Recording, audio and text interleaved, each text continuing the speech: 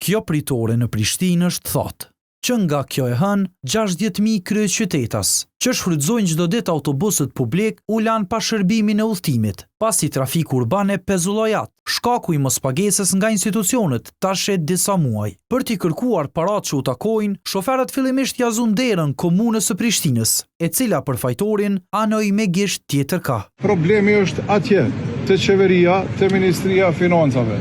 Për ta realizuar këtë kërkesë, kryetari i Prishtinës, Përparim Rama, bashkë me transportuesit, u nisën drejt ekzekutivit, por aty nuk doli t'i pres askush, as Ministri i Financave, Hekuran Murati, e as kryeqeveritari Albin Kurti. I revoltuar me mospritjen e tyre, përfaqësuesi i trafikut urban, Ilmi Gashi, u çoi një selam që lidhet me zgjedhjet e 28 dhjetorit. Të qeni syt para kutit e votimeve tani, se për këtë, që formacion që ka qenë, ma fora, unë për herë se kësha votu asë të një me qëllonat. Komuna e Prishtinës e qeverisur nga LDK dhe qeveria e drejtuar nga vetëvendosje kanë fajsuar vazhdimisht njëra tjetrën rreth bllokimit të buxhetit për kryeqytetin. Shënjestër.net